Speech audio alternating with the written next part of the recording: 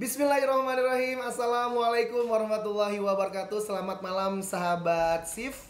Kita balik lagi di Sharing Night, pastinya live dari YouTube-nya Sif Media. Masih bersama saya Budi Asfian dan rekan saya Taufik Permana. Gimana kabarnya, Bik? Alhamdulillah, meskipun hujan tetap bahagia. Alhamdulillah. Hujan tuh insya Allah doa kita dikabulin Ya. sama Allah. Banyak berdoa makanya ya. Banyak berdoa. Amin ya. Dan juga pastinya terima kasih juga buat teman-teman yang sudah standby di channel YouTube-nya dari Sif Media. Insya Allah hari ini kita akan bertemu kembali dengan gurunda kita Ustadz Imam Nuril. Alhamdulillah. Masya Allah, di hari ini hari Selasa tanggal 10 November 2020 Hari pahlawan. yang bertepatan Hari pahlawan. dengan Hari Pahlawan ya.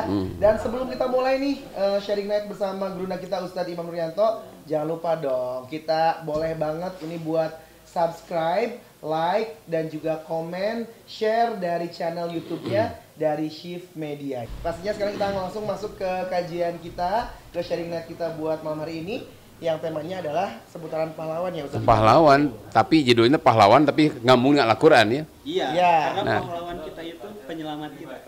Nah, sekalian saya mau nanya dulu, kalau definisi pahlawan menurut Kang Topik bagaimana pahlawan itu? Menurut saya definisi pahlawan itu ketika saya terjepit ada orang yang nolongin itu Oh, kata siapa gitu. ya? Ustaz? Kata saya barusan itu. Kang Muni ada definisi lain. Kalau menurut saya seorang pahlawan adalah seseorang yang sangat berjasa membantu saya untuk menjadi lebih baik. Iya. Gitu. Nenekku pahlawanku kan Nenek ada ya. aku, iya. Ya, Nah, itu itu judulnya baru ada saya. asa lagu walinya.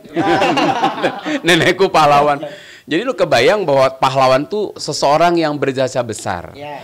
Ini kalau bagi negara ya jasanya besar bagi negara ini, termasuk mohon maaf ada di negara kita itu yang terbesar memberikan sumbangsih terbesar buat NKRI adalah justru para ulama dan santri. Termasuk kalau kita coba flashback ke belakang, jadi kita jangan sampai melupakan masa lampau untuk kita meretas masa yang akan datang. Jadi jangan sampai melupakan masa lampau. Sekarang tuh anak-anak zaman sekarang tuh suka lupa sejarah, bahkan nggak tahu nih pelajaran sejarah masih ada apa nggak sekarang ya. Jadi kadang-kadang pelajaran sejarah banyak dilupakan, padahal kita harus banyak belajar pada orang-orang masa lalu. Bisa jadi orang-orang masa lalu kita lebih hebat daripada kita. Nah makanya di 10 November ini kan mereka semangat melawan tentara sekutu dan Nika itu grup Belandanya. Oh, Lain Nika non Artamevia gitu kan. Siapa tuh Stan? Aduh. Jadi kan dulu Poch ya. Apal Poch? Poch. POC. ya. Nah, Belanda kemudian diusir oleh Jepang. Jepang 3 tahun menjajah Indonesia. Datang kemudian karena Perang Dunia Kedua dimenangkan oleh tentara sekutu. Maka setelah Indonesia merdeka tahun 45, tanggal 17 Agustus tahun 45, maka di Oktober kalau tidak salah mereka sudah datang lagi ke Indonesia. Nah, makanya ketika Jepang dilucuti senjatanya untuk diserahkan kepada sekutu, justru Jepang memberikan kepada orang Indonesia. Orang Indonesia mempertahankan. Sampai mereka tidak mau kan dijajah untuk kedua kalinya. Betul. Kita siap nih nyerahin senjata, asal mereka mengakui 100% kemerdekaan. Cuma mereka nggak rela melihat Indonesia merdeka. Maka saat itu, ini jadi tonggak perjuangan perlawanan kita untuk mempertahankan. Bukan merebut kemerdekaan lagi loh sekarang. Mempertahankan Karena sudah merdeka. Ya. Makanya luar biasa. Kalau kita baca sangat heroik sekali gitu, maka judulnya juga Perang Sabil. Ya. Karena seruan kalau satu jihad itu bukan sesuatu yang apa ya, yang tabu. Menakutkan gitu. Kalau sekarang mah karena jadi tabu ya. Iya. Kenapa kayak energi gitu dengar kata jihad? Makanya, ya, panas ya kenapa gitu. Teman-teman di sini Orang-orang tuh. bukalah buku-buku sejarah. Saya rekomendasikan ini buku bagus ya. Karangan saya dapat tanda tangan langsung dari pengarangnya. Bapak Profesor Dr. Ahmad Mansur Suryanegara. Harus dicatat nih. Nah itu bikin 2 buku, Api Sejarah Jilid 1 yang hitam dan Api Sejarah Jilid 2 yang merah. Itu luar biasa, artinya beliau mengungkap kalau bahasa kerennya untold story. Untold story. Gitu macamnya bener. Betul. Jadi yang kita pelajari dulu di sejarah tuh kok ini nggak ada nih. Seolah-olah mohon maaf sekali peran para ulama, peran santri itu seperti Kayak dikesampingkan. dihilangkan gitu ya. Iya gitu, padahal sungguh luar biasa. Termasuk ini diakui, bahkan ini di buku sejarah semuanya juga dimuat. Iya. Baik yang apalagi yang untold story ya, bahwa yang menyebabkan mereka gagah berani melawan penjajah yang kedua kalinya untuk mempertahankan NKRI, semangat mereka terbakar apa? Allahu Akbar. Yang namanya jihad saat itu adalah diiming-imingi apa? Melawan mereka itu janjinya surga. Kenapa? Ini menegakkan kalimatullah. Allahu Akbar. Dan itu semua termaktub dalam Al-Quran kan. Itu yang menjadi semangat mereka karena keyakinan mereka terhadap Al-Quran. Keyakinan mereka terhadap apa yang mereka baca. Makanya kalimat Allahu Akbar cukup membakar semangat mereka dan mereka berani mati. Atau gambaran mereka itu baru saja membom Hiroshima dan Nagasaki. Lain Nagasari. Nama Nagasari. Itu kan mereka tuh punya senjata yang luar biasa, pemusnah massal, ngalawan naon, bambu runcing, kan teu imbang gitu. Tapi belum pernah mereka ada kejadian pemimpin mereka terbunuh, tapi saat itu pemimpin mereka terbunuh. Jenderal Malabi kalau nggak salah ya? Malabi. Maaf.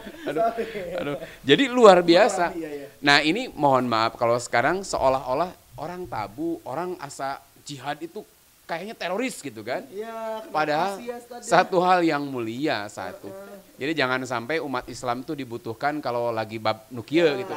Karena umat Islam satu, mereka perang itu nggak takut mati. Bedanya gitu, karena mereka itu bagi mereka mati di medan perang untuk meli'la'i kalimatillah, menegakkan kalimah Allah. Ini satu hal yang diimpi-impikan setiap umat Islam karena gambaran di Quran orang-orang yang berjihad itu sudah dijanjikan surga. Begitu dengan bidadarinya. Nah, makanya mohon maaf jihad nggak identik dengan teroris. Nah, itu dia. Nah, ini. Salah kaprah ya. Nah, makanya. Luruskan yang gitu. Ya. Jadi itulah itu pahlawan tuh kalau negara kita. Kalau yang sederhana, kadang-kadang ya pahlawan tuh yang memberi jasa besar bagi kita. Seperti ayah, bapak. Kan kita mah kadang ibu, padahal jangan lupakan seorang ayah. Bahkan filosofi seorang ayah tuh orang yang mencintai pertama kali anaknya loh. Dan ayah pula yang pertama kali melihat anaknya. Oh iya. Kemarin waktu ngelahirin, lihat nggak istri melahirkan? Lihat. Oh, duluan mana bapak sama ibu lihat? Duluan bapak kan? Karena ibu mau ngelahirkan ninggalikeun kieu.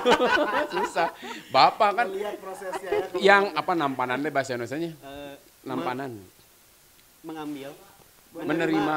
Kadang-kadang kalau saya justru saya anak ketiga ini luar biasa karena saya yang memotong sendiri tali ari-arinya. Dari si ibunya saya yang motong, dari kemudian setelah diambil bayi itu saya pun yang motongnya dan yang mencuci si tali ari-ari itu pun saya juga yang mencuci. Luar biasa itu demi hemat pengeluaran. Pahlawan. Iya. Artinya jasa besar seorang bapak itu jangan dilupakan. Kalau ibu jangan ditanya. Udah 3-1 kita kalah. Tapi jangan lupakan bahwa bapak kita pahlawan. Termasuk tadi bagi saya banyak mungkin selain orang tua juga guru, jelaslah guru-guru kan pahlawan tanpa tanda jasa ada. Saya aslinya punya guru yang pahlawan tanpa tanda jasa. Karena saya dulu waktu mesantren ini yang sering saya share ke para santri itu. Saya pertama kali datang kepada almarhum Allahyarham Kiai Haji Usman Solihuddin. Ustaz, apa syaratnya saya bisa belajar di sini? Beliau hanya jawab gini simpel, asing getol. Bahasa Indonesianya apa? Yang rajin aja. Ternyata cerdas itu nomor kesekian. Yang pokok adalah rajin. Dan itu saya pegang gitu. Sampai ketika dulu saya masuk ke Ma'had Al-Imarat, nggak tahu sekarang kalau sekarang berbayar ya, dulu masih haratis. Saya masuk langsung Mustawa Salisa tuh. Nah, dan alhamdulillah saya prestasi jeblok teuing. Aduh, saya nggak berani nyebutkan kahijinya gitu. Takut sombong. Sebetulnya nilai saya gede lain pinter. Tapi saya ada di saat orang lain tidak ada. Aya wae, rajin. Kenapa kan dulu teman-temannya bukan bodoh, bukan mereka belajarnya di bawah saya, bukan. Cuman mereka itu waktu kebersamaan tuh masih banyakan saya. Karena mereka sudah ustadz top. Ustadz yang udah punya jadwal Jumat. Saya Jumatannya nggak laku. Jadi saya rajin aya we di kelas teh gitu kan. Nah, ini jangan lupakan guru-guru kita yang memberikan ilmu, jadi motivasi, kemudian luar biasa ya. mereka tanpa tanda jasa karena saya waktu pesantren dulu itu nggak ada SPP. Masya Allah. Nggak ada SPP, bahkan istilahnya murid-murid tuh nggak ada kitabnya dibelikan. Wow, udah bener-bener pahlawan banget. Pahlawan tuh dari pahala, itu kebalikan dari adzabwan. Adzabwan. Iya, gitu kan pahlawan, pahlawan. Oh, iya. Berarti iya, kebaikan dari adzabwan. Adzabwan. Jadi mereka halo Dingna telat ya dapat. Aduh apa ya? Pahala kan, pahlawan. Berarti orang dapat pahala. Iya. Makanya nggak bisa orang dikatakan pahlawan kalau tidak mendatangkan apa? Pahala. Makanya ini yang dari urutan yang paling besar ya. Orang udah jelas kalau Rasulullah, terus para suhada, itu mah partai besar-besar. Ini mudah-mudahan kita bisa meniru jadi pahlawan yang mungkin paling sederhana lah. Tadi ini guru-guru saya yang alhamdulillah kerasa banget jasa besar mereka itu. Nah, turun lagi misalkan kita kadang punya teman-teman yang di saat kita terjepit, saat sulit, orang kemudian nolong, kita nggak lupa. Nah ini pahlawan. Di saat kalau bahasa saya ini sudah buntu nih, maka datanglah sosok seorang yang memberikan. Kayak saya punya teman nih, dia mantan kepala cabang salah satu bank ya. Saya nggak akan sebutkan banknya, bisa ya teman-teman yang kerja di sana gitu. Kita Sponsorin ya. Beliau hijrah, ninggalin riba. Itu gara-gara Al-Quran juga kan. Karena gara-gara ada kajian Quran, jadi arireun kan ya. Belajar, kemudian akhirnya putuskan untuk berhenti. Ini mudah-mudahan beliau lagi kepala cabang. Beliau mudah-mudahan lagi nonton nih, saya ceritain kisahnya. Nah, ketika orang berhijrah tuh jangan digambarkan enteng, segala lancar. Justru di sini setan kan nggak suka ketika orang mendekatkan diri pada Allah, menjauhkan sesuatu. Kan hijrah itu man hajaro ila ma nahallahu anhu. Orang yang meninggalkan sesuatu yang Allah benci, Allah larang. Dia tinggalin tuh riba karena Allah larang. Dikira bakal tenang hidup tuh, bakal nyaman. Ternyata setan kan gak suka, kasih tuh berbagai ujian. Termasuk usahanya tuh asalnya mulai naik, optimis kan, tapi tiba-tiba turun jatuh. Usaha apa Ustaz beliau? Tukang konveksi. Oh, konveksi. Tukang konveksi. Akhirnya dia bingung, udah kayaknya nih karyawan perlu dibayar. Terus ini rumpuk pekerjaan, nggak ada yang bisa dikeluarin. Poek bahasa orang Sunda mah udah gelap nih. Apakah saya harus pinjam lagi nih? Apa saya harus kerja lagi ke sana? Bisikan. Kan ini mulai nih ketika Allah uji nih, ketika dia udah saya nih, udah pancek di Nugalur, seperti kita yang pernah kita bahas di Alatip, pancek Nagalur nih. Tapi tiba-tiba Allah uji tuh, jatuh. Nah ketika jatuh, apakah dia akan kembali? Ya udah ada pikiran-pikiran tuh, kayaknya aku kembali deh. Ini udah nggak kuat nih. Kayaknya saya harus bayar gaji karyawan dari mana? Sudah buntu sama sekali. Akhirnya kan saya cuma bilang, wa may yattaqillah yaj'al lahu makhraja. Siapa yang bertakwa kepada Allah, Allah akan berikan, akan tunjukkan jalan keluar. Akan Allah berikan jalan keluar. Maka tinggal kamu dekat pada Allah, kamu minta. Kan mintanya, ya Allah saya sudah tinggalkan apa yang kau benci, ya Allah berikan solusi terhadap apa yang masalah yang aku hadapi. Luar biasa, ada seseorang yang ngasih pinjaman tanpa bunga, dibayarnya irahwaya, terserah. Masya Allah. Di situ mulai alhamdulillah gitu, ditolong sampai dia bisa bayar hutang ini sampai alhamdulillah sekarang naik lagi. Itu nggak disangka-sangka. Datang orang tuh nggak disangka-sangka, maka yang begini pahlawan. Gitu. Nah, termasuk kalau saya dulu gini, orang-orang teman-teman semuanya PR can beres. Bingung, saya datang, mam geus beres mam, beres orang. Alhamdulillah, niron euy. Pahlawan bukan pahlawan kayaknya. Penting dalam daripada can ngerjakeun lieur gitu kan. Nah, itu kadang-kadang gitu. Jadi banyak sosok-sosok kita tuh dengan hal-hal yang sederhana, kadang-kadang kita bisa jadi pahlawan. Ada orang yang ketika, contoh yang saya pernah cerita sama Kang Buni ya, saya datang di satu wedding. Ya itu mau disebutkan daerah Garut namanya. Eta teh Kadungora eta deui. Kita datang, duduk, ternyata semua paket udah lengkap. Saksi udah ada, yang khutbah nikah sudah siap, KUA sudah siap, pengantin udah apa lagi, udah standby. Makanan udah siap. Satu yang enggak ada MC. Lah ini acara gimana kalau MC-nya enggak ada? Akhirnya tampillah sosok orang yang bernama Imam Nuryanto lahir. Naik jadi tukang MC. Asalnya jadi apa? Ustaz? Asalnya saya jadi penonton tukang foto tadi nama. Dan saya kan dari keluarga laki-laki. Saya nggak berperan apa-apa cing di tukang. Cuman ini kok kenapa udah 15 menit kok acara nggak dimulai-mulai. Ini saya tanya, iya Kang itu MC-nya tuh aya. Mana we lihat tiasa MC-an? Bingung. Saya tanyakan, ini acaranya apa aja? Tuh apa? Wah luar biasa kan. MC dadakan, WO dadakan, tapi itu dibayar. Baru mau tanya. Itu dibayar. Tuh, Gitu ya. udah menangtung 2 jam Iya, gitu kan, kan. makanya terakhir. Aduh, Masya Tapi tenanawan itu jadi pahlawan, penyelamat juga. Kalau di main bola kan kadang-kadang ada orang tuh masuk injury time. Dia sebagai pemain apa yang terakhir tuh? Cadangan. Bukan. Super sub. Super sub gitu, super sub gitu. Dia masuk baru 1 menit masuk ngegolin, itu disebutnya apa? Pahlawan. Minimal pahlawan tuh yang memberikan sesuatu kontribusi yang baik bagi orang lain. Nah itu yang paling kita yang paling sederhana ya.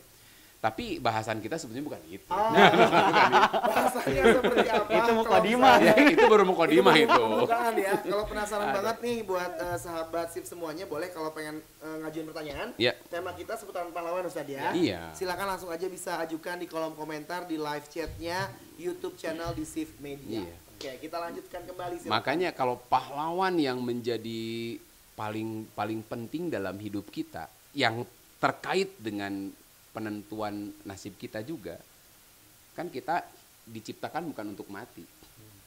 Makanya kan kalau kita mati bukan akhir hidup, tapi Menuju hidup, awal hidup baru. awal hidup baru. Kalau nggak percaya, Kang Opik sok duluan mati. Alah, Nanti ngechat aja ke saya kalau udah ada ya. belum Jadi banyak ini, Ustaz. kita tuh diciptakan bukan untuk mati, karena mati bagi kita bukan akhir hidup. Ayam disembelih mati kan? Ya. Ada pengadilan buat ayam? Tidak ada. Nggak ada alam kubur buat ayam datang mungkin makin nanya ayam. Nggak mungkin kan? Tidak ada. Karena alam kubur itu untuk kita manusia. Makanya manusia itu akan mengalami kematian 2 kali, kehidupan 2 kali. Nah, hidup sekarang, lalu nanti diselang oleh kematian dan kita akan hidup lagi. Di situ ada penentuan nasib kita. Makanya kita akan mengalami 2 kehidupan. 1 hidup sekarang, hidup di akhirat. Dan yang namanya manusia ingin senang kan? Iya. Di mana senangnya?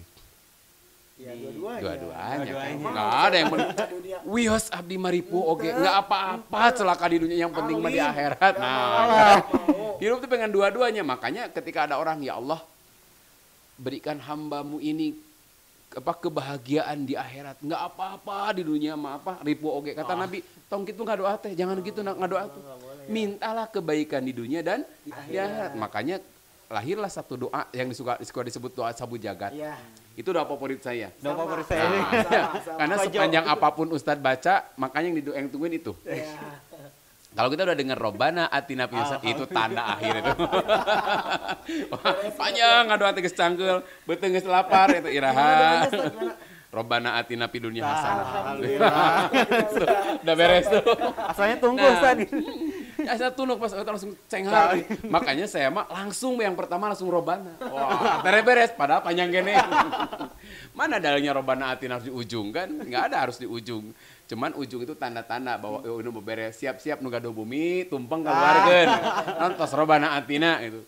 Nah, makanya Nabi mengajarkan doa tadi Robbana atina fid dunya hasanah. Kebaikan tuh di dunia, wapil akhirati hasanah, dan kebaikan tuh di akhirat. Karena kita akan mengalami 2 kehidupan ini dan kedua-duanya kita ingin bahagia. Cuma bedanya kalau bahagia di dunia mah kebahagiaan yang bercampur duka. Pasti ya, Ustaz ya. Nikah kan bahagia kan? Bahagia. Jarang Pasti nikah. bahagia loh. Pas salaman teh nangis, semberut itu kepaksa ya. Tapi selama nge-MC pernah nggak ada orang semberut? Pernah nggak kan? Ceria terusnya, berfoto ceria terus. Tapi biasa ceria paling seminggu, 2 minggu. Kaditu nama mulai riut. Oh gitu, Ustaz. Karena kan Allah, kan saya pernah sering sampaikan, orang yang nikah itu sebelum sebulan tuh mata belum normal. Masih buram. Masih buram. Kalau dia udah normal. Oh, udah normal sekarang. Udah 3 tahun. Kemarin kan ke teman-teman yang ikut kajian kemarin kan saya tanya tuh yang udah nikah tuh pernah nggak dicuekin sama istri? Pernah. Nah, artinya mata udah normal. Pernah. Pernah nggak dicuekin sama istri? Belum. Iya. Makanya kalau saya sering tuh sampai ini kalau orang mau menikah itu ketika milih pasangan, tolong pasangannya bawa, sampaikan kepada orang tua, biar orang tua menilai. Kenapa? Karena orang tua tuh matanya normal. Oh iya. Jadi kan kalau misalnya teh ditolak gimana? Everything is perfect, cek saya mah isa paling sempurna. Nah, mata belum normal. Nanti kalau sudah 1 bulan menikah, Allah tampakkan tuh berbagai kekurangan. Ternyata masih banyak yang lebih cantik dari istri saya. Kemudian juga begitu sebetulnya. Ada yang lebih cantik, jujur ada gitu. Kenapa nggak berani? Udah teresepen ke Abi. Itu problemnya. Itu problemnya kan. Istri aku tuh pahlawan kejombloan aku sendiri. Oh iya. Agar anu jomblo itu atau iya. Aduh. Makanya saya bilang tadi bahwa ketika seseorang belum menikah mata belum normal, tapi kalau sudah mulai nikah seminggu 2 minggu Allah perlihatkan tuh nih, tinggal ini benda yang dulu dia sembunyikan mulai aslinya kelihatan. Makanya bahagia di dunia itu bercampur duka. Ketika nikah kan pengen punya anak. Seolah-olah kalau sudah punya anak tuh bahagia banget kan. Pengennya dulu kan, pernah ngalamin telat dulu nggak atau langsung? Telat setahun lebih. Tuh, telat setahun lebih kan, kira-kira bahagia nggak setelah menikah telat? Ya rada Nggak enak kan ya. Apalagi kalau pernah ngalamin lebaran nggak? Pernah. Ditanya tuh. Nggak enak gitu. Ya. Apalagi enak. Bun, mana istri udah berhasil belum kan kita? Belum. Apalagi ada kalimat yang pernah saya dengar tuh. Belum juga. Belum hamil juga istrinya. Tuh bisaeun. Itu teh enak asli. Gitu, nggak enak banget. Ngalamin ya. Sebagai laki-laki, saudara saya tuh kayak gitu, Ustaz. Gitunya tuh ngaceprok nanti pluk gitu nah. Asa ya Allah, mata tahun harap tong balik deui, tong lebaran deui. Males kan? Tahun depan gak usah. Nah, makanya kadang-kadang nggak lengkap pasangan suami istri, nggak lengkap kebahagiaan tanpa ada lahirnya seorang anak. Hamil bahagia kan? Nah, alhamdulillah kehamilan tuh bahagia. Sudah kehamilan bahagia, ada nggak bahagianya? Ada nggak bahagianya apa? Pas rek ngalahirkeun. Naon nggak bahagiana teu boga duit. Gitu kan? Apalagi tanda-tanda misalkan lahirnya sungsang harus disesar. Sesar ngambangi 5 juta. Ngebios tuh 5 juta ke Abi tapi mau dibius kan repot. Repot kan? Ripuh kan? Nyiksa itu supaya murah lah. Terus 4 juta 5 juta tapi emang mau dibius. Kan kebayang emang bisa dibelututkeun gitunya. Artinya mulai tegang deui kan. Tadi bahagia udah hamil, pas menjelang 9 bulan istri tegang. Istri tegang gitu. Teman saya juga sama nih, doakan mudah-mudahan beliau hilang ketegangannya nih. Karena istrinya juga sama. Hamil itu ketika awal-awal bahagia nih. Menjelang 9 bulan apalagi ketika di useg ya. Di USG. Si bayi itu kebalik, kepala di atas, pantatnya di bawah. Itu udah tegang, apalagi bisa mingguan lahir. Luar biasa tegang tuh.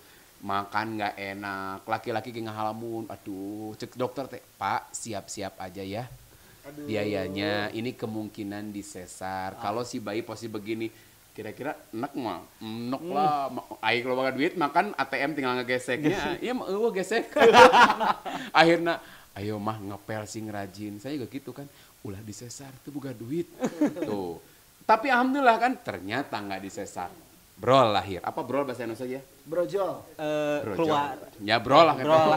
Lahir gitu. Bahagia kan? Allahu Akbar. Ada yang ada. Pokoknya bahagia. Beres bahagia pulang ke rumah duka deui da. Naon? 3 bulan teu bisa sare. Kenapa? Capek. Istri yang kemarin bahagia bisa lahir sampai menangis, tanda mereka menangis sedih, menangis bahagia. Ayeuna menangis naon ripuh nyusuan. Itu luar biasa. Makanya sebahagia-bahagia di dunia itu bercampur duka. Tapi nanti di akhirat tuh bahagia yang kekal. Nggak akan ada bahagia campur kesel.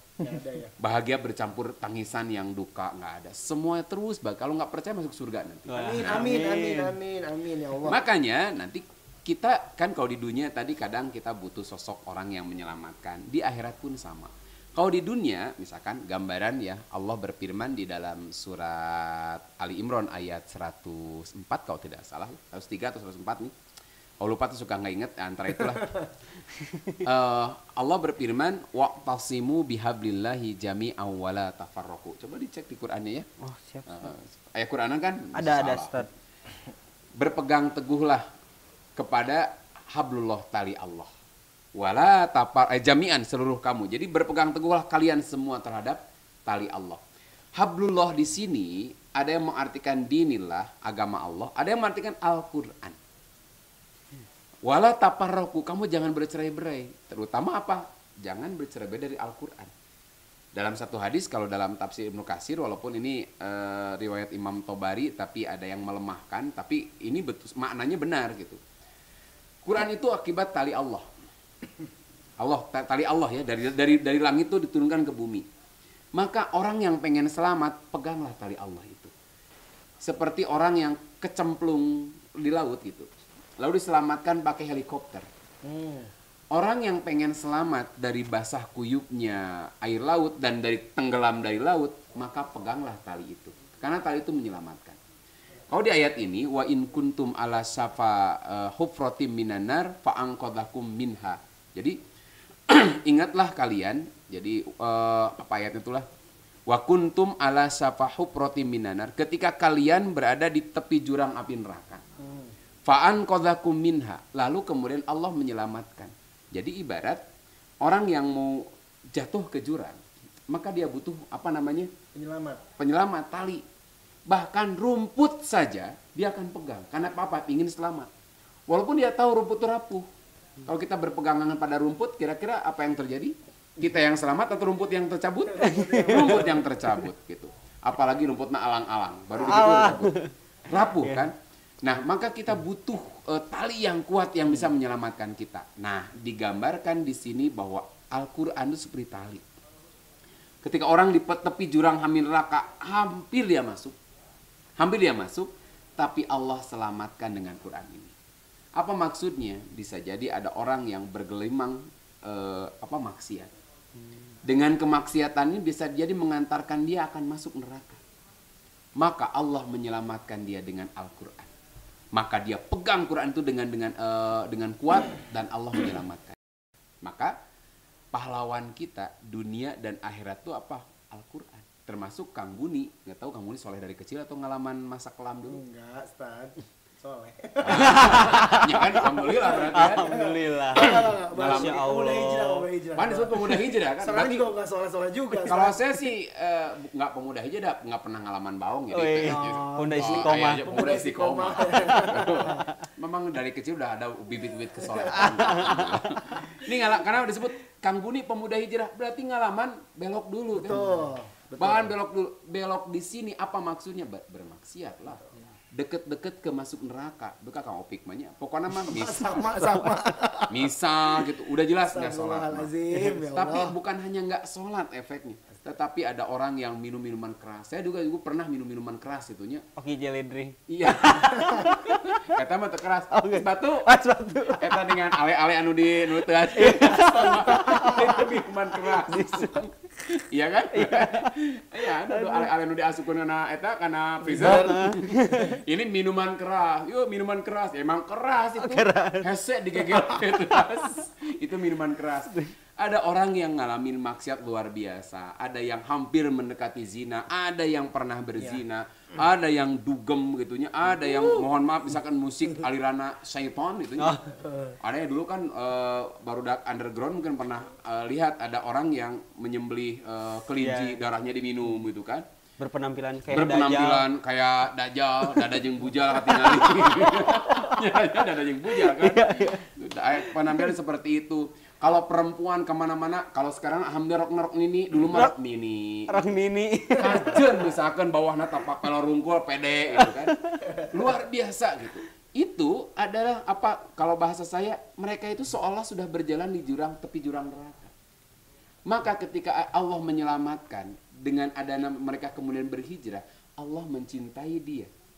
Allah selamatkan dengan apa? Dengan Al-Quran, dengan agama ini.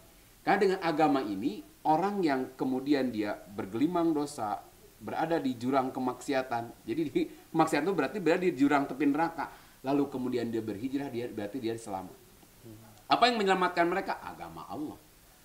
Agama Allah itu apa? Al-Quran. Makanya Quran ini menjadi pahlawan kita di dunia. Di dunia kita diselamatkan menjadi hamba-hamba Allah yang taat. Dengan apa? Al-Quran ini. Di akhirat, Quran ini pula yang menyelamatkan kita. Kan tadi, kalau kita nggak hidup berdasarkan panduan Quran, maka kita akan masuk neraka. Maka di akhirat disebutkan Iqra'ul Quran fa innahu ya'ti yaumal qiyamati syafi'an li ashabihi. Bacalah Al-Quran karena Quran itu akan menjadi penyelamat kita pada hari kiamat. Apa maksudnya? Bukan datang Quran kita pas akhirat musab Quran tiber.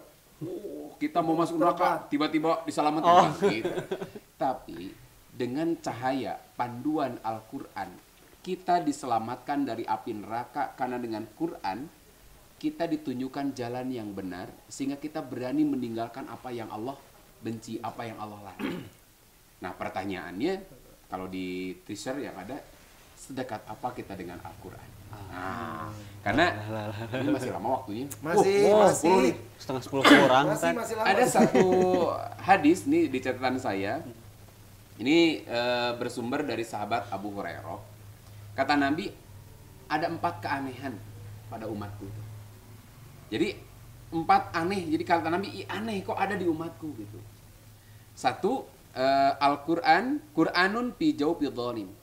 Quran tapi justru keluar dari lisan orang-orang yang dolim. Alah. Harusnya kita kan yang keluarin Quran, ini mah orang-orang yang dolim. Nah, kemudian yang kedua, mushafun fi baitin la yuqra'u fihi. Ada mushaf di rumah yang tak pernah dibaca. Sehingga Quran itu malah keluar dari lisan orang-orang yang dolim. Dalam satu hadis kata Nabi, aku khawatiri 2 hal menimpa umatku. Dulu pernah kita bicarakan di sini. Quran dan susu. Quran dan susu. Iya. Quran dengan susu. Jadi aku takuti menimpa kalian Al-Quran walaban. Quran dan susu. Apa yang mau susu? Susu di sini lain susu murni, lain sumur. Aduh, pikiranku traveling ya. Mana-mana nih Allah. Jadi yang maksud susu di sini payat tabiuna rif, mereka mengejar lahan-lahan subur. Wayat tabiuna syahawat, mengikuti hawa nafsunya. Wayatrukuna sholawat, dan pada akhirnya mereka meninggalkan sholat. Astagfirullah. Jadi susu di sini adalah gambaran tentang kehidupan keindahan dunia. Sehingga mereka kejar tuh lahan-lahan subur nung bisa ngadatangkeun income buat dirinya. Nah, wah ima al-batiu katanya budak bati. Acuanu. Akhirnya apa? Acuan kayaknya cari uang jalan kaki. Dia kejar sampai akhirnya apa? Dia meninggalkan kewajibannya. Itu yang namanya al-labanu. Khawatir kata Nabi ini menimpa umatku. Sibuk mereka urusan dunia, ngejar bati sampai mereka lupa kewajiban. 2, Quran. Apa yang maksud Quran? Payat ta'allamahul munafikun. Quran itu dipelajari oleh orang-orang munafik. Untuk apa? Li payujadilu nabihil mu'minin. Untuk membantah, menyesatkan orang-orang beriman. Jadi mereka sengaja belajar Quran. Buat apa? Menyesatkan kaum muslimin. Sampai dulu sekitar 15 atau 20 tahun yang lalu, nggak tahu Buni udah lahir atau belum nih 20 tahun yang lalu. Belum, kan umur baru 19. 19. Kewajahan memang beliau dipace. Baby face. Jadi gini, ada dulu heboh Quran palsu. Ya. Ada surat Al-Muslimun, At-Tajasud, Al-Wisoya, Al-Iman. Kalau kita tilawahkan, orang bisa jadi tertipu. Contoh misalkan, Qul ya ayyuhal muslimuna innakum lafi dhalalin ba'id. Coba nadanya begitu. Orang tertipu itu Quran padahal bukan. Orang yang biasa ngaji Quran, Quran palsu, ini bukan Quran nih. Kan orang bisa ngebedain kan. Kalau orang ngebedain Quran, orang Arab pasnya jadi aminkeun. Amin. Sekarang ngadoa. Padahal sembarangan eta orang Arab pasnya. Tina film Bajai Bajuri tah kalau salah tuh. Orang pasnya amin. Loh, kenapa saya ngomong di amin-aminkeun? Karena tiap nu Arab begitu. Lagi berantem kayak tiap yang ditilawahkan begitu orang menyimpulkan Quran padahal tidak. Itu artinya wahai orang muslim, sesungguhnya engkau dalam keadaan yang sesat yang nyata. Jadi wahai orang muslim, sesungguhnya kalian dalam keadaan yang dalam keadaan kesesatan yang sangat nyata. Itu tentang menghina orang-orang Islam, tapi dibaca ditilawahkan begitu. Sengaja ini dibikin. Ini bukan orang bodoh yang bikin. Mereka bikin Quran ayat-ayat yang mirip dengan Al-Quran. Itu siapa yang bikin, Ustaz? Ya, mau apa eta namanya nama. Oh, nya. Tong udah nama. Eta we gitu. Power ya nama bisi. Pokona si eta we. Dia sengaja yang jelas setan mah. Ya, nah, ini setan, dibikin gitu untuk menyesatkan kaum muslimin. Nah, dan sekarang pun sama. Orang itu mempelajari Quran nu rajin sampai dilihat. Kalau dulu yang namanya Snoop, bukan Snoop Doggy Dogg ya. Snook Hongronye gitunya itu dia mempelajari Quran juga. Oh iya. Untuk menghancurkan Islam itu mereka Iya. pelajari dulu Islam, Iya. cari yang menurut mereka titik lemahnya. Di sisi yang lain, nah orang-orang Islam digambarkan oleh Nabi ada mushaf di rumah orang Islam yang nggak pernah dibaca. Mereka kalau mohon maaf ini kalau Quran mah disusuhun. Kalau terbujuri itu apa terbujuri teh kalau Kedudukan. bukan kedudukan didudukin bisa menang. Ke pantat. Quran disebut di belakang pantat. tuh. Kata orang Sunda itu terbujuri gitu. Terbujuri. Terbelakangi. Terbelakang. Enakeun kalimatnya. Eta pamali, cenah ambil langsung dicium. Wah, serasa dosa itu. Artinya pendidikan yang bagus. Jangan menyimpan Quran di belakang atau nanti Quran akan mendorongmu masuk neraka. Maksud nanti hormat Quran. Ya mah jangan semata-mata. Tapi itu adab yang bagus kan. Ambil. Quran jangan disimpan di bawah sejajar dengan kaki kamu. Itu bagus dulu kan. Tapi menghormati Quran nggak hanya sebatas itu. Kalau kita menghormati Quran, memuliakan Quran sebatas itu, Quran jadi seperti satu satu benda yang dikeramatkan. Nah. Seperti kalau kita kan nikah, mas kawina seperangkat alat sholat. Sampai sekarang ini nggak salah sih, cuman ya kalau bagi saya atun itu mah jangan dimaskawinkan. Udah harus di seperangkat alat sholat dengan alat wudunya harusnya kan. Sholat tidak sah dengan tanpa wudu kan. Toren keran, selang, gayung minimal artinya. Nah, karena kalau Quran seperangkat alat sholat cuma termasuk yang dibagikan aja lah, jangan dibikin mas kawin kalau pendapat saya sih. Tapi kalau teman-teman mau juga nggak salah, karena kalau asal si istrinya aja ridho. Kan yang penting mas kawin mah istrinya ridho. Nah, walaupun nanti dia emas misalkan 500 gram, kalau istrinya nggak ridho nggak bisa. Karena apa? Karena itu imitasi. Masalahnya nggak ridho. Mas maksudnya imitasi semua. Instagram sakarat pan repot. Nah makanya digambarkan tadi bahwa orang-orang tuh mempelajari Quran bukan untuk diambil, bukan untuk dipahami, untuk keselamatan dirinya, tapi untuk menyesatkan orang lain. Karena di sisi yang lain, oleh umat Islam, Quran tuh hanya dihormati bentuk fisiknya. Diciumi, dibungkus pakai kertas pakai kain putih, disimpan di atas. Tong dicabak eta mah naon? Eta teh jimat ti si bapak barek. Dia mempersunting ibu teh eta mas kawina. Nah, saya bilang nggak salah orang mas kawin pakai Quran kan. Tapi Quran tidak akan menyelamatkan kita kalau kita hanya sekedar menyelamatkan mushafnya, disimpan, nggak pernah disentuh, nggak pernah dibaca. Justru Quran itu hudan linas, dulu pernah kita bahas, petunjuk bagi manusia. Bagaimana caranya? Akrabi petunjuk itu, pelajari. Dulu pernah saya sampaikan 3 tahapan. Belajar baca yang bagus, bahasa di tracernya kan nggak keren lah sekarang anak muda pales kan. Nyanyi aja pales, pitch control. Ting naon pitch control ini. Pitch control karena Quran pun sama. Kalau bahasa saya Quran itu ada notasinya. Contoh saja, kalau kita jadi dirigen, dirigen. Bukan jirigen ya. Jirigen mah itu, Ustaz. Yang dengan dulu kan ada notasi 4/4, 3/4. 1, 2, 3, 4. In. Nah, Indonesia kan 4/4 kan. Nah, coba misalkan atau ada juga yang ada yang melak cau ya. Ya kan? Besok Indonesia. Itu jirigen yang enggak bagus. Ada kan orang saya juga baru tahu ternyata ada apa namanya teh konduktor ya. Konduktor. Konduktor teh anu masuk na bus kotanya. Kondektor. Itu ternyata ada maknanya kikituan deh kan. Itu ada maknanya. Nah, makanya kalau orang misalkan nyanyi lagu Indonesia saja. Coba nadanya ganti. Orang misalkan Indonesia merdeka, merdeka. Itu udah nggak enak panjang pendeknya. Itu kita bisa disetrap kalau di guru mah. Mengheningkan cipta itu kan dengan seluruh. Coba pakai lagam ceria. Gitu kan? Itu bisa kita dapat hukuman kan dari kepala sekolah. Iya tuh bener ya. Halo Bandung jadi sendu. Nah itu bisa dihukum kan? Wah ini petugas upacara dihukum. Nah ini ayat-ayat Allah ada notasinya. Qul huwallahu ahad itu bagaimana kan nggak bisa. Qul huwallahu ahad.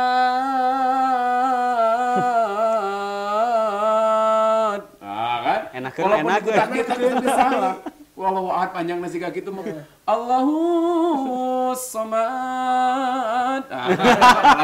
Salah ya, coba yang salah ya. Notasi salah. Hati-hati sama tadi. Kalau orang baca nyanyi saja salah notasi itu udah kita dikritik abis-abisan bisa jadi petugas upacara dihukum. Nah, ini kita baca Quran juga jangan sampai salah notasi.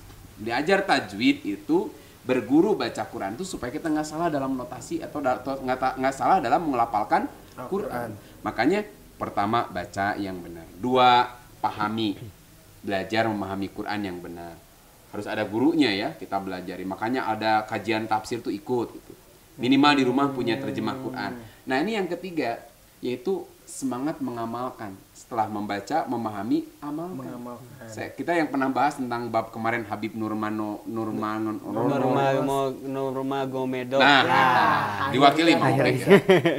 Ini kita bahas pada 2 pertemuan yang lalu kalau tidak salah. Orang-orang kafir atau mungkin bahkan orang-orang Islam nudoraka itu misalnya, mereka mungkin bisa jadi bukan mungkin memang kalau orang kafir nggak baca Quran, ngapain juga mereka baca Quran? Mereka nggak baca hadis, tapi mereka membaca dirimu. Iya. Mereka membaca dirimu. Artinya apa yang sudah kalau kita misalkan sudah belajar Al-Quran, tampakkan Quran itu pada dirimu. Dari apa? Dari pribadi. Bagaimana sih kalau bahasa Aisyah, Nabi Muhammad SAW itu Al-Quran yang berjalan. Jadi orang tuh nggak baca Quran, nggak baca hadis, tapi orang akan membaca siapa dirimu. Makanya boleh nggak kita menampakkan keislaman? Harus. Contoh ya, contoh kecil aja ketika Kang Habib kemarin minum sambil duduk. Kemudian ketika timbang badan ditutup auratnya. Orang tuh bertanya-tanya nasib begitu. Kok teilahar kata orang Sunda. Kok dia nggak umum? Justru inilah ajaran Islam. Dia ingin mempromokan bahwa ini loh ajaran Islam. Minum tuh begini. Karena mereka mungkin nggak baca adab di hadis, di Quran. Tapi mereka melihat pada dirinya. Makanya yang terberat tuh setelah belajar baca yang bagus. Jangan ngapalkeun belajar memahami. Makanya nggak usah banyak-banyak. Kata guru saya Mam, ilmu mah walaupun nggak banyak, tapi apa yang kamu terima amalkan. Karena satu saat ada satu hadis riwayat Imam Tirmidzi kalau tidak salah, kedua kaki anak Adam itu tidak akan beranjak dari tempat berdirinya sampai dia ditanya 4 hal. Salah satu diantaranya an ilmihi bima fa'ala. Ilmunya dia pakai buat apa? Jadi ini akang-akang yang rajin ngaji lebih berat daripada ngetara ngaji. Maka mending ngaji. Coy. Kenapa? Nusuk ngaji mah berat. Ini apa sih yang sudah diamalkan dari apa yang kita pahami? Nu tara ngaji mah mau. Jadi nusuk ngaji mah itu diaudit tuh lama. Ilmu ini udah tahajud belum? Duha, saum Senin Kemis enggak? Lama kita udah tahu. Ya iya kan makin berilmu makin jangan kabayang lama. Ulah kabayang di akhirat ngantri tenang ya lila keneh urang Nabi Adam lah kita mungkin nomor berapa ulah kabayang Allah tuh sariul hisab secepat-cepatnya hisab. Masya Allah. Nah makanya kalau kita lihat tadi orang yang berilmu itu makin berat tanggung jawabnya. Dia akan diaudit dulu mana yang udah diamali mana yang belum. Tapi orang yang bodoh itu nggak akan diaudit langsung masukkan neraka. Aduh. Nah dan naon di audit nanti jalur prestasi jalur prestasi gitu di mana di dunia tuh orang ngaji acan gitu. Nah makanya teman-teman sekalian yang terberat dari Quran itu apa? Mengamalkan apa yang sudah kita pahami. Berapa banyak misalkan contoh ibu-ibu sudah belajar ilmu waris tapi ketika meninggal tidak dipakai ilmu warisnya. Betapa celaan orang-orang yang berdusta tapi kita masih berdusta. Celaan bagaimana orang-orang tentang janji tapi orang masih ingkar tentang janjinya misalkan. Nah ini diantara ajaran Al-Quran yang harusnya ada pada diri kita. Maka kalau Quran ingin jadi pahlawan penyelamat kita kelak di akhirat, jadilah orang-orang yang berakrab bukan akrab di kemana-mana bawa. Walaupun tanda akrab kan. Nah, tapi yang paling pokok Quran itu sudah ada pada dirinya, menjadi amalan dirinya setiap hari. Karena nanti ini sebagai penutup saja ya, karena sudah 10:30 kurang. 8:30 Ustaz. Ya. Ada satu hadis ini saya kutip dalam riwayat Imam Bukhari ini, juga Imam Abu Daud. Kata Nabi kelak di akhir zaman tuhnya, saya kunu fi ummati ikhtilafun wa furqah. Akan ada perbedaan dan perpecahan di antara umatku. Nah, kemudian qaumun yuhsinunal qil. Nanti ada orang yang pandai dalam berbicara, luar biasa, fasih mereka itu. Kalau bicara luar biasa. Tapi wayusiunal fi'la. Tapi mereka itu akhlaknya buruk. Kalau bicaranya luar biasa. Kalau misalkan ceramah luar biasa. Bahasanya wah mantep. Tapi ketika turun panggung tidak ada akhlak Islami kelihatan pada dirinya. Jadi berbicara hanya sekedar sandiwara.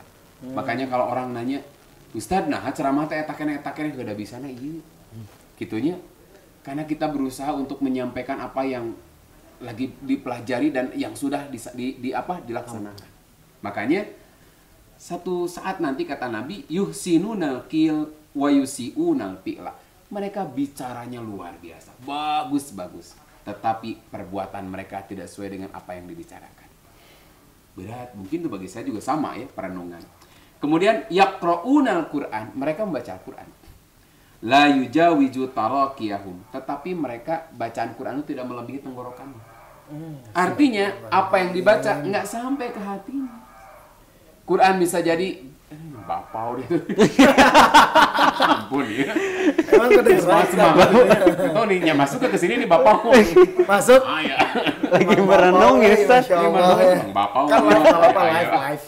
Jadi yaqra'unal Quran la yujawiju tarakiyahum. Mereka suka baca Quran. Karena kan tadi bahasanya bagus, indah. Kayak orang ini gambaran siapa orang-orang seperti ini. Bahasanya bagus, perbuatannya jelek. Mereka baca Quran, tapi Quran yang dibaca nggak pernah menyentuh sampai ke hatinya. Bacaannya mungkin indah, tajwidnya mungkin mantap, tapi apa yang dibaca nggak sampai pada hatinya, hanya sampai tenggorokan saja. Yamrukuna minadin muruqas sahmi minar romyati la yarji'u hatta yartada ala fukihi. Jadi gambarannya mereka itu keluar dari agama melesat seperti anak panah keluar dari busur yang tidak akan pernah kembali lagi. Nah, bahkan mereka disebut hum syarul khalqi wal khaliqah. Mereka itu sejelek-jeleknya makhluk. Makanya di ujungnya unik, ya Rasulullah masih mahum, apa tanda mereka? Qala at-tahliq, gundul. Rambut mereka itu biasanya dicukur habis gundul. Ya dulu. Ini gambaran orang-orang Khawarij dulu. Makanya ini kalau diperpanjang ada yang kan ini nanti dalam hadis Imam Bukhari mereka itu keluar dari arah timur. Dalam satu hadis malah Rasulullah bersabda yakhruju min akhir zaman qaumun ahdasul asnan sufa'aul ahlam. Yaquluna min khairi qaulin nas yaqra'unal Qur'an la yajawiju tarakiyahum. Jadi gambaran mereka itu orang-orang yang usianya muda. Tetapi mereka orang-orang yang bodoh. Mereka mengatakan sebaik-baiknya ucapan manusia. Jadi bagus sekali ucapannya. Yaqra'unal Qur'an la yajawiju tarakiyahum. Mereka baca Quran tapi tidak sampai pada hati mereka. Para ulama menyebut inilah orang-orang Khawarij. Gitu. Orang-orang Khawarij itu orang yang sudah keluar dari ketaatan. Tapi ini bisa ambil kita istilahnya pelajaran. Di akhir zaman nanti Qur'annya ada. Tapi layab kok minal Qur'an ila rasmu. Qur'an tidak terisa kecuali hanya sekedar tulisannya saja. Mereka baca Quran, tapi apa yang dibaca nggak sampai hanya ke hatinya.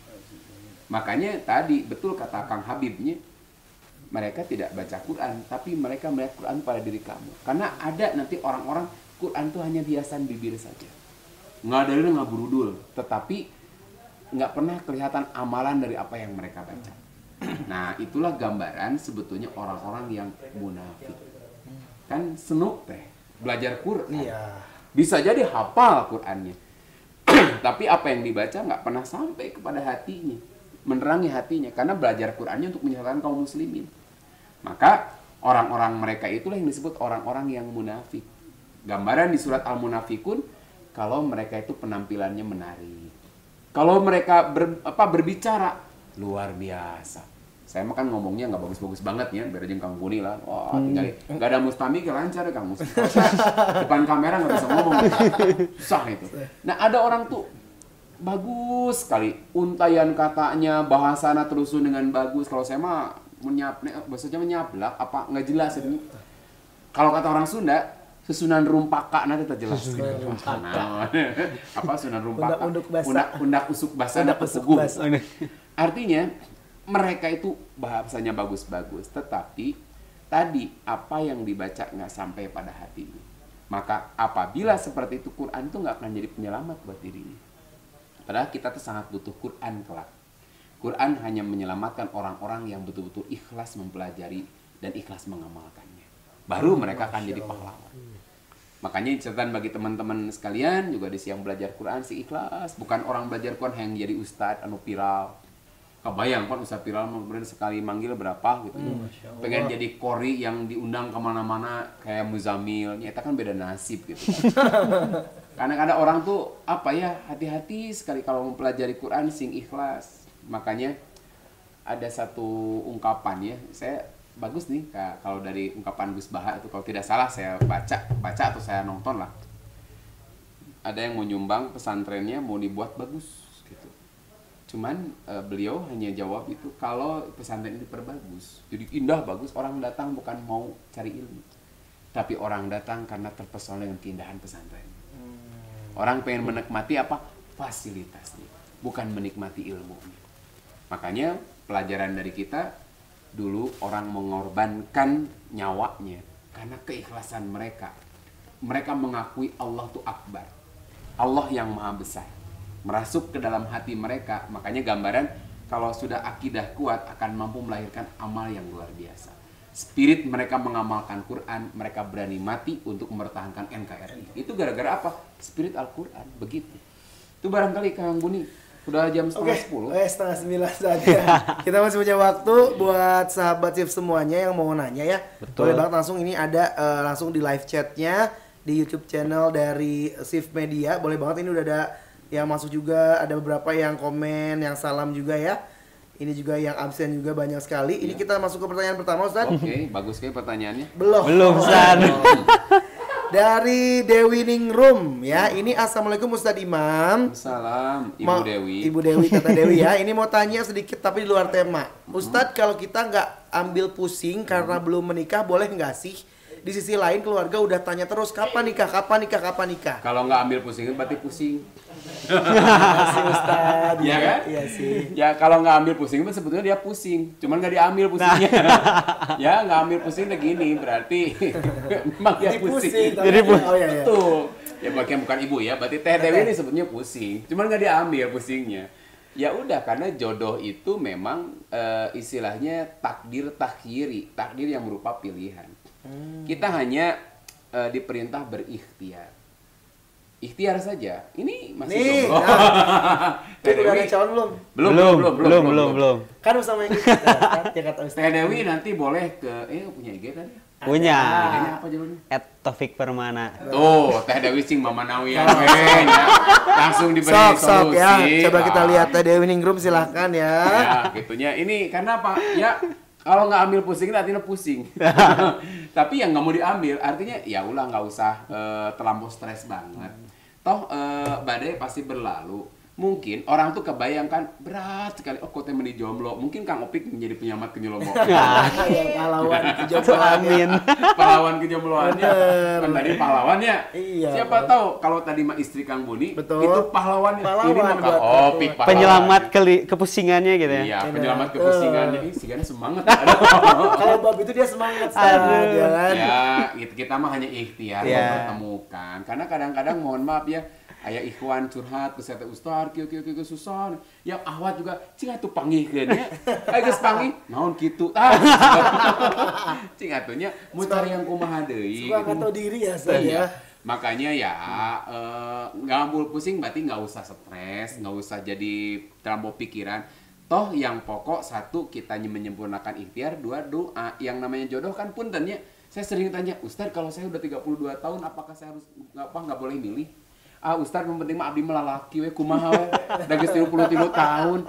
Emang kalau sudah 33 tahun nggak dapat jodoh itu tuh jadi nggak punya pilihan? Enggak ya, Ustaz, kakak Artinya gitu juga dia ya. berhak untuk memilih, karena jodoh itu bukan sekedar dia punya pasangan, tapi suami itu bukan sekedar tadi pahlawan kejombloan, tetapi dia harus menjadi penyelamat kita, pahlawan kita yang bisa menyelamatkan kita dari api neraka. Masya Allah. Maka untuk menentukan imam teh ulah sangeunana. Ya. Kalau saya kan mohon maaf belum berani ya kalau saya mau cari imam yang lain. Kalau yang ini nggak ada.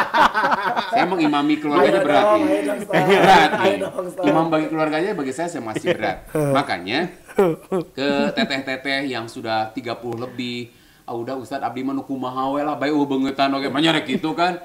Yang artinya tetap boleh milih dan harus. Kenapa? Karena jodoh itu suami itu apalagi ini perempuan dia harus membimbing tangan istrinya ke surga. Kalau wios tapi 15 tahun, sadatang nawe nu kumaha we wios kan begitu kan. Yang gimana aja terserah lah aku mah. Kan nggak bisa gitu, jangan putus asa lah. Teh Dewi tetap keep the faith atau apa? Yeah, keep the faith. Keep the faith lagu Bon Jovi gitu ya.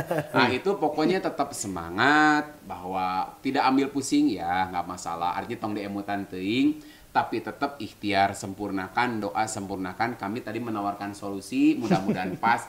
Amin. Itu dulu barangkali. Oke, terima kasih ya. Selanjutnya ada nggak dari kamu? Ini Ada. yang dari Dalilah. Nah iya. Dibacain? Coba Bacain. tuh Mopik. Dari Teh Dalila. Udah nikah Alia. belum? Belum. Oh, belum. Teh Dalila. Saya belum. Ini kayaknya Ini semangat banget ya kayak perempuan Ya, sebelum tapi itu nikah. pasti aja. Gimana? Bu guru tadi ini. Oh, Bu Guru. Tuh, pas pan Bu Guru. Sugan Oh, gitu. Oh, gitunya. Ya, mudah-mudahan. ada kehendak. Oh, iya. Sok lah. Assalamualaikum Ustadz, maaf melenceng. Saya Mm-mm. diberi amanah untuk ngaji anak-anak setiap hari. Iya. Tapi di satu sisi saya tidak pede dengan ilmu saya. Saya takut salah. Bagaimana ya Ustadz? Iya. Kalau takut salah harus belajar yang benar. Iya kan? Makanya gini ya, rumus ketika kita supaya nggak lupa itu mengajar. Makanya teteh yang sudah mengajar jangan berhenti gara-gara kita kurang ilmu. Tapi justru jadi dorongan kita nambah ilmu. Dulu kami pun belajar, saya ngajar tapi saya tetap belajar. Pagi saya belajar ke pesantren, sore saya ngajar. Artinya ada semangat ketika kita belajar nih. Kita belajar nih, ada semangat kita belajar ketika kita sudah jelas ilmu kita dipakai apa. Maka saya ajarin lagi. Dan kalau kita belajar dan kemudian mengajarkan lagi, minimal ilmu tetap terpelihara, 2 akhlak terjaga biasanya. Nah itu, jadi kepada Teh Dalila. Teh Dalila gitu. Mudah-mudahan belum nikah juga, Kang Opik nih. 2 Kang Opik dah. 2. Nah, jadi jangan berhenti gara-gara kita kurang ilmu. Kenapa? Ajarkan yang kita sudah bisa dulu. Makanya saya dulu masih ingat ya, belajar metode mengajarkan tahfidz ke anak-anak. Kan kendala begini, kita pengen anak-anak kita juz 30 arapal, tapi guru nagecan apal. Apakah kita akan hapuskan saja metode tahfidz? Oh, guru dulu saya diajarin nih. Ya udah, guru tuh jangan pernah kelihatan bodoh. Ya udah, gurunya pegang Quran. Yuk baca surat Al-Fajr. Kenapa ibu pegang? Takut kamu salah. Padahal apa? Termasuk orang tua kan sekarang. Oh, jangan salah, sekarang ada pesantren yang akhirnya daring kan. Gara-gara si Covid nih, gara-gara koronce. Gara-gara si koronce ini kan ada pesantren yang belum bisa masuk sampai sekarang. Lah ketika pulang, makanya anaknya di pesantren tahfidz karena bapak anaknya jangankan juz 30, triple cool, salah kene. Makanya ini jadi motivasi. Ya udahlah, biarin sok anaknya baca, ibunya pegang Quran. Sok baca. Waduh. Awas, apalkeun. Surat naon kana? Tabarok. Mama apal teu? Tong loba nanya. Apalkeun. Itu juga mau jadi motivasi kan. Tapi ada yang ibu langsung nangis, ya Allah, saya teh elehku anak sudah juz 29, saya baru juz 39. Enggak ada ya. Jadi anak udah juz 29, dia juz 30 pun belum hafal. Tapi minimal tadi nggak salah ketika seseorang yang mungkin belum sampai nih juz 30 ngajarin tahfidz walaupun nggak ideal. Kalau nggak ada lagi, daripada dia berhenti nggak ada yang ngajar. Makanya solusinya 1, tetap lanjutkan. 2, sok sempatkan waktu. Makanya saya sering ke teman-teman asatidz di tempat saya, usia kalian itu usia 20, 19 kayak saya ini kan. Ya. Ada yang suka ngajar tuh. Banyak mendengar daripada banyak berbicara. Bukan berarti nggak boleh berbicara ya. Banyak mendengar, artinya banyak cari ilmu dulu. Tapi jangan sampai juga berhenti tanggung jawab. Karena baligu ani walau ayat. Sampaikan dariku walaupun 1 ayat. Dah saya mah bisa ngajar ikro. Kan ngajar ikro mah tuh kudu habis 30 juz kan. gitu. Juz 30 juga nggak mesti hafal. Saya misalnya Ikro, Ustaz abdi mah bisa ngajar alif-alipan bukan alif beneran, ya nggak masalah. Saya mah dulu belajar alif-alipan, bukan alif beneran. Kalau alif beneran kan langsung A, Ba. Dulu mah alif jabar A, alif JRI, alif PSU, A, I, U. Zaman dulu B, sin, JR, bis, mim, alif, lam, tah, JR, mil, lam, jabar, lah, ha, alif, lam, roh, tah, JR, hir. Roh hajabar roh mim jabar ma nun alif lam roh tah nir roh jabar roh ha ya jair hi mim jair mi bismillahirrahmanirrahim canggel da eta mah alif-alipan sekarang mah langsung beneran kan a ba ta oh gitu. Kalau dulu enggak dieja dulu. Makanya kalau kita hanya sekedar yang sederhana begitu nggak masalah kan, nggak perlu S3 bahkan nggak perlu S1, yang penting mah D3 datang duduk diam dengar kita itulah. Jadi ke Teh Dalila lanjutkan. Ulah unggut kalinduan ulah kedag keanginan gitulah Itu teh. Kang Opik Kang Opik mudah-mudahan jadi imam yang baik ya. Tafik cenaya. Ada lagi Ada Juwita Huda. Kang Opik deui. Bismillah, Ustadz tips Ya. dong agar ikhlas untuk mempelajari Al-Qur'an. Sing ikhlas. Naon tips? Orang akan ikhlas itu ketika dia tahu pahala yang akan dia raih. Nah, Contoh kan, orang tuh akan benar-benar kan ikhlas tuh fokus. ya. Fokus kemana? Fokus kepada yang dituju. Yang dituju siapa? Allah. Jadi ikhlas tuh yang ditujunya hanya Allah. Qul huwallahu ahad. Katakan Allah itu satu. Hanya yang dilihat Allah itu saja yang dia tuju gitu. Fokus ke Allah. Dia akan fokus ketika dia tahu bahwa Allah akan mencintainya. Kalau Allah mencintainya, radhiyallahu anhum wa radu'an. Ketika Allah meridhoi mereka, lihat ayat sebelumnya, jannatu adnin tajri min tahtihal anharu khalidina fiha abada. Radhiyallahu anhum wa radu'an. Jannatu adnin, surga Aden yang mengalir di bawahnya sungai-sungai, yang mereka akan kekal di dalamnya selamanya. Kenapa? Tanda Allah ridho. Jadi ketika kita betul-betul ikhlas, contoh dulu ketika Kang Buni mengejar si dia, fokus kan, ada perempuan kanan kiri udah nggak ditengok kan sama dia, dan kita akan siap berjuang. Yang bisa nggak jemput aku di sini? Hujan ngegebret datang, tapi lamun geus nikah mah grab we. Bayar di rumah gitu. Kita dia sudah jadi milik kita kan. Dulu mau fokus kan, gitu. Nah makanya kalau orang udah fokusnya ke Allah, di sisi gigir ada yang mengiming-imingi, dia tetap kuat. Makanya satu, kalau mau ikhlas itu kenali dulu Allah lebih dalam. Dua, kenali bahwa ketika dia melakukan sesuatu, Allah itu akan menghargai dia lebih dari apa yang dia lakukan.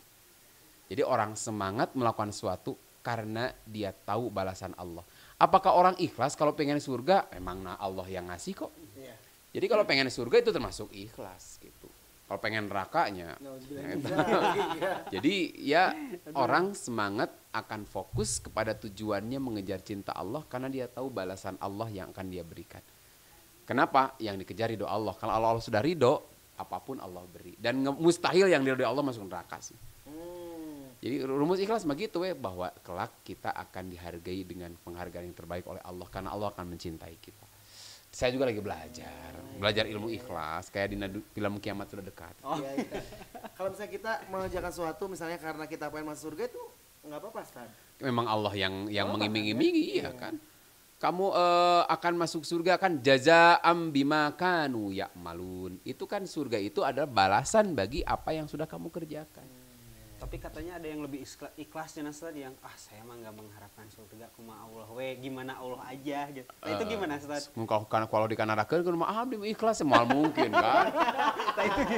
Kan kadang-kadang gini, aku tuh nggak layak masuk surga, tapi nggak mau ke neraka. Jadi yang ke mana? Aku tuh nggak layak masuk surga, tapi aku juga nggak mau sih ke neraka. Teteh bahasa pujangga memang gitu. Jadi hoyongna ke mana atuh? Itu sebetulnya pengen surga juga. Ya Allah, kalau aku ibadah hanya pengen surga, masukkan aku ke neraka. Nggak ada sih. Karena memang Allah yang membolehkan kita mengejar surga, karena surga itu hadiah bagi orang-orang yang ikhlas. Kan gitu. Nggak salah kan ketika orang akan dihadiahi surga ketika orang itu ikhlas. Makanya kalau mengejar surga rumusnya naon?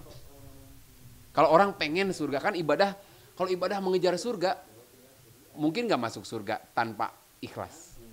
Makanya orang mengejar surga itu nggak mungkin lepas dari keikhlasan. Ketika orang ingin mengejar surga tanpa keikhlasan mustahil. Makanya keikhlasan itu akan berbuah surga. Makanya nggak salah ketika orang mengejar surga, boleh. Kenapa? Karena orang masuk surga gara-gara apa? Ikhlas. Beres tunggu siapa salah apa? Atau cekap. Oh ya udah. Ini mohon maaf buat sahabat Sif semuanya yang sudah ngirim pertanyaan lewat live chat. Ini banyak banget ya, Mik, Banyak banget. Nantilah DPR-keun DPR. Ada Hafzah, ada Sofi juga, ada Haira juga mohon maaf, ada Enggal, ada Eko ya, ada Dian juga ini mohon maaf banget. Ini semuanya pertanyaannya yang lain juga ini nggak bisa dijawab langsung sama Ustadz Imam karena masalah waktu juga. Kita sudah sampai ke akhir acara di Sharing Night kita buat edisi hari ini, hari Selasa tanggal 10 November 2020. Iya, alhamdulillah. Pamit ya. Ya. Ustadz makasih banyak. Iya, sama-sama. Makasih banyak Ustaz. Udah hujanan, masker Udah sampai hujanan, kebasahan. masker kebasahan. Nabi ka untung tadi mah di masjid udah mariksanya pakai masker, udah basah masker lagi. Di ujung ya Ustaz. Iya gitu loh. Kita harus undur diri, Opik Iya. ya. Ya, Sekali undur lagi diri. semoga hari ini tema dengan Hari Pahlawan, karena pahlawan sungguhnya buat kita semua adalah Al-Quran. Betul. Yang bisa menolongkan di dunia dan juga di akhirat. Jadi kita harus berpegang teguh pada Al-Quran. Udah baca Al-Quran belum? Hari ini. Hari ini ya. Yang pasti harus mengamalkannya juga. Yaudah, Iya, alhamdulillah. kita pamit, semoga hari ini menjadi banyak manfaat juga ya. Insya Allah Amin. menjadi keberkahan juga buat teman-teman walaupun lewat online, lewat YouTube. Mudah-mudahan sampai semua keberkahan dan keriduan dari Allah Subhanahu wa taala karena telah menuntut ilmu. Doakan juga mudah-mudahan 2021 ya kita bisa bertatap muka lagi. Nah, itu. Amin. Seiring dengan pilkada selesai gitu, mudah-mudahan juga di Amerika udah selesai juga. Amerika udah selesai, Mudah-mudahan COVID. COVID-nya juga Iya. selesai. Mudah-mudahan Atau kita hanya bisa berdoa lah. Pilkada aja boleh ya, lanjut masa kajian. Insyaallah Enggak, ya mudah-mudahan. Biar Mudah-mudahan. bisa ramean Ustaz Ya. pas giliran saya. Sudah rindu ya. Ya udah, Rindu. kita bertiga pamit. Ustaz ada yang mau disampaikan lagi? Cekap. Cekap sudah ya. Saya Buni pamit. Mohon maaf kalau misalnya ada kesalahan perkataan dari kita ya, yang mungkin ada hal yang kurang berkenan juga. Mohon maaf banget. Dan pastinya jangan lupa sebelum pamit bisa di subscribe, like, comment, share buat link dari YouTube channel di Sif Media. For more info bisa langsung follow aja Instagram di @sifmedia.id. Betul. Saya Ya. Buni. Dan saya Taufik Permana. Dan saya Imam Nuryanto. Kita dari Pamit. Kita undur diri ya. Insya Allah kita ketemu di pekan depan di Sharing Night bersama Sif Media. Akhir kata, Wassalamualaikum warahmatullahi wabarakatuh.